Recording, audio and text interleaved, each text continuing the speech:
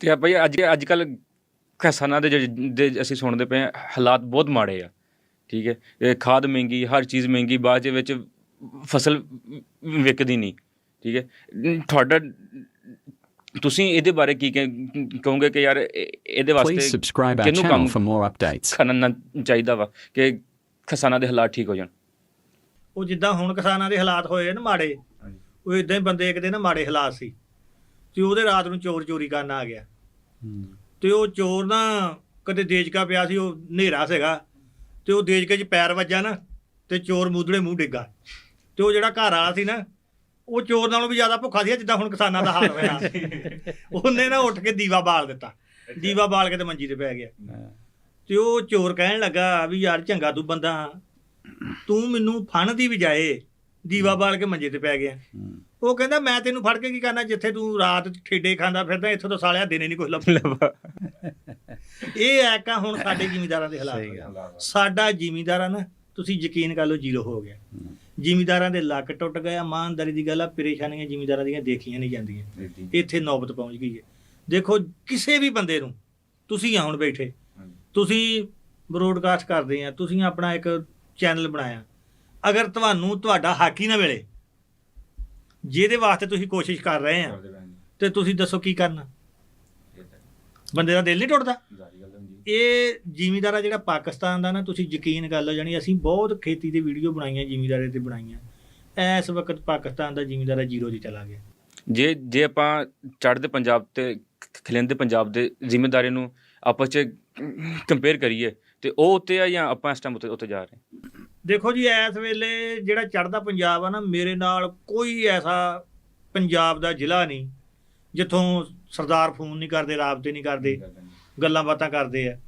ਤੇ ਤੁਸੀਂ ਯਕੀਨ ਕਰੋ ਵੀ ਇਸ ਵੇਲੇ ਜਾਣੀ ਜਿਹੜਾ ਪੰਜਾਬ ਆ ਨਾ ਇੰਡੀਆ ਦਾ, ਚੜ੍ਹਦਾ ਪੰਜਾਬ ਸੋਨੇ ਦੀ ਚਿੜੀਆ ਵਾ। ਉੱਥੇ ਬਿਜਲੀ ਫ੍ਰੀ ਆ ਜੀ, 8 ਘੰਟੇ ਜਿਹੜੀ ਨਾ ਬਿਜਲੀ ਉਹਨਾਂ ਨੇ ਜ਼ਰਾਈ ਬਿਜਲੀ ਜਿਹੜੀ ਖੇਤਾਂ ਦੀ, ਬਿਲਕੁਲ ਉਹਦਾ ਕੋਈ ਬਿੱਲ ਨਹੀਂ ਆਉਣਾ ਹੈਗਾ। ਫਿਰ ਖਾਦਾਂ ਬਹੁਤ ਘੱਟ ਰੇਟ 'ਤੇ ਆ, ਸਪਰੇਆਂ, ਬੀਜ, ਫਿਰ ਗੌਰਮੈਂਟ ਉਹਨਾਂ ਕੋਲ ਲੈਂਦੀ ਵੀ ਆ, ਇੱਦਾਂ ਸਾਡੇ ਤਰ੍ਹਾਂ ਖੱਜਲ ਖੁਆਰੀ ਨਹੀਂ ਹੈਗੀ। ਠੀਕ ਹੈ, ਲੇਕਿਨ ਉੱਥੇ ਦੇਖੋ ਨਾ, ਸਾਡੇ ਜਿਹੜੀ ਚੀਜ਼ ਤੁਹਾਡੇ ਕੋਲ ਲੈ ਕੇ ਉਹ ਤੁਹਾਨੂੰ ਮਤਲਬ ਮੁੜ ਕੇ ਅਗਰ ਉਹ ਸਸਤੀ ਦੇ ਵੀ ਦਿੰਦੇ ਤਾਂ ਉਹਦੇ 'ਚ ਗੌਰਮੈਂਟ ਦਾ ਕੋਈ ਕਮਾਲ ਨਹੀਂ ਹੈਗਾ। ਗੌਰਮੈਂਟ ਅਗਰ ਸਸਤੀ ਦੇਣੀ ਤਾਂ ਬੀਜ ਸਸਤੇ ਕਰਨ, ਸਪਰੇਆਂ ਸਸਤੀਆਂ ਕਰਨ, ਖਾਦਾਂ ਸਸਤੀਆਂ ਕਰਨ। ਹੁਣ ਅਗਰ ਤੁਹਾਡੇ ਕੋਲ ਕਣਕ ਲੈ ਕੇ ਮਤਲਬ ਕਣਕ ਦੇ ਬਦਲੇ ਕੋਈ ਸ਼ਾਇਦ ਜਿਹੜਾ ਆਟਾ ਸਸਤਾ ਕਰਤਾ, ਡਬਲ ਰੋਟੀਆਂ ਸਸਤੀਆਂ ਕਰਤੀਆਂ ਜਾਂ ਹੋਰ ਚੀਜ਼ਾਂ ਸਸਤੀਆਂ, ਇਹਦੇ ਵਿੱਚ ਕੋਈ ਸਹਾਨ ਨਹੀਂ ਹੈਗਾ। ਅਸਲ ਰਿਲੀਫ ਦੇਣਾ ਆ ਤਾਂ ਤੁਸੀਂ ਬਿਜਲੀ ਸਸਤੀ ਕਰੋ, ਸਭ ਤੋਂ ਜਿਹੜੀ ਅਹਿਮ ਗੱਲ ਆ, ਡੀਜ਼ਲ ਸਸਤਾ ਕਰੋ। ਠੀਕ ਆ, ਉਸ ਤੋਂ ਬਾਅਦ ਤੁਸੀਂ ਜਿਹੜਾ ਖਾਦ ਆ, ਸਪਰੇਵਾਂ, ਇਹਨਾਂ ਨੂੰ ਸਸਤਾ ਕਰੋ। ਮੈਂ ਵੀ ਇੱਕ ਜ਼ਿੰਮੇਦਾਰ ਹੀ ਹਾਂ। ਠੀਕ ਹੈ, ਬਸ ਮੈਂ ਵੀ ਇਹਨਾਂ ਤੰਗ ਆ ਕੇ ਨਾ ਮੈਂ ਹਰ ਚੀਜ਼ ਛੱਡ ਕੇ ਆ ਕੇ ਲਾਹੌਰ ਆ ਗਿਆ। ਠੀਕ ਹੈ, ਮੈਂ ਵੀ ਤਕਰੀਬਨ ਕੋਈ 8-9 ਸਾਲ ਜ਼ਿੰਮੇਦਾਰੀ ਕੀਤਾ। ਅੱਛਾ, ਦੂਸਰਾ ਮੈਂ ਤੁਹਾਡੀ ਗੱਲ 'ਚ ਥੋੜ੍ਹਾ ਜਿਹਾ ਵਾਧਾ ਕਰਦਾ ਕਿ ਕੁਛ ਚੀਜ਼ਾਂ ਜਿਹੜੀਆਂ ਨਾ ਸਾਡੇ ਜ਼ਿਮੀਂਦਾਰਾਂ ਦੇ ਵੀ, ਆਪਾਂ ਜੇ ਕਹੀਏ ਨਾ ਵੀ ਉਹਨਾਂ ਦਾ ਵੀ ਥੋੜ੍ਹਾ ਬਹੁਤਾ ਕਸੂਰ ਹੈਗਾ ਆ। ਮੇਰੇ ਨਾਲ ਹੋ ਸਕਦਾ ਬੰਦੇ ਇਖਤਲਾਫ ਵੀ ਕਰਨੇ ਸੀ। ਉਹ ਕੀ ਆ ਕਿ ਅਸੀਂ ਭੇਡ ਚਾਲ ਦਾ ਸ਼ਿਕਾਰ ਆ। ਇੱਕ ਸਾਲ ਸਾਨੂੰ ਕਿਸੇ ਫਸਲ ਨੇ ਬਹੁਤ ਜ਼ਿਆਦਾ ਆਮਦਨ ਦੇਤੀ ਨਾ, ਅਗਲੇ ਸਾਲ ਸਾਰੇ ਜਹਾਨ ਨੇ ਉਹੀ ਬੀਜ ਲੈਣੀ। ਇੱਦਾਂ ਹੁੰਦਾ, ਸਾਨੂੰ ਵੰਡ ਨਹੀਂ ਹੈਗੀ ਥੋੜ੍ਹੀ ਜਿਹੀ ਫਸਲਾਂ ਬੀਜਣ ਦੀ। ਥੋੜ੍ਹੀ ਜਿਹੀ ਬੰਦਾ ਦੇਖੋ, ਸਾਡੇ ਮਜ਼ਹਬ ਨੇ ਵੀ ਮਿਆਨਾ ਰਵੀ ਦਾ ਜਿਹੜਾ ਨਾ ਇੱਕ ਸਬਕ ਦਿੱਤਾ ਕਿ ਮਿਆਨਾ ਰਵੀ ਨਾ ਚੱਲੋ। ਉਹ ਮਿਆਨਾ ਰਵੀ 'ਚ ਹਰ ਸ਼ੈ ਆ ਜਾਂਦੀ ਆ ਕਿ ਆਪਾਂ ਫਸਲਾਂ ਬੀਜਣੀਆਂ ਨਾ, ਵੰਡ ਕਰਕੇ ਥੋੜ੍ਹਾ ਕਰਕੇ।